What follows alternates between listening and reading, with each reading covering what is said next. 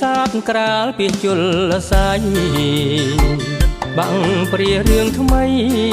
ដីបាត់ដំបងទូកតូចកំសត់ហេវហត់កន្លងអ៊ំផងចៅផងសោកព្រេងម្នាក់ឯងធ្លាប់ស្ដាប់ចំរៀងបាំងព្រាព្រែកទ្រព្យសុធារៀបរាប់រឿងស្នេហ៍ចំបែង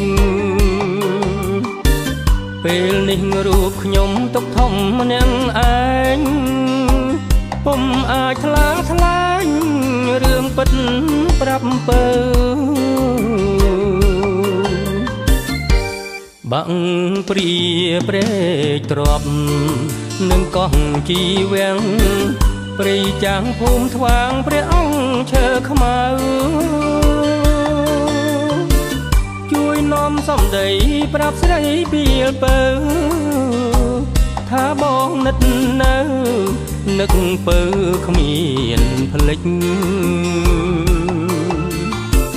រលឹមផ្សែងក្រូចរៀមហួចហៅ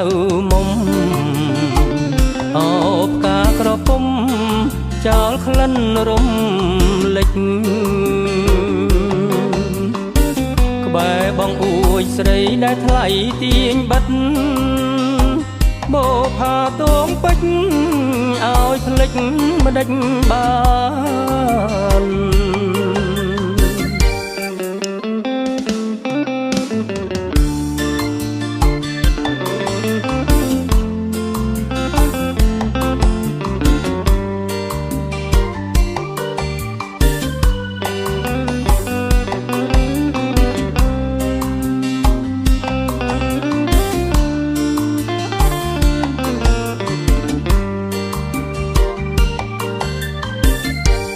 បាំងព្រាព្រែកទ្រព្យ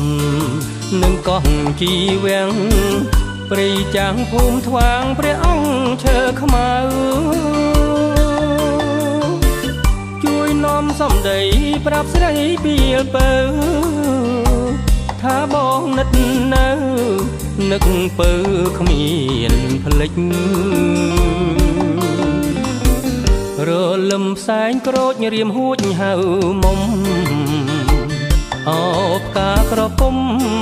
ចោលក្លិនរំលេចក្បែរបងអួយស្រីដែលថ្លៃទាញបិទបោផាតងពេជ្រឲ្យផ្លេចមិនដេចបាន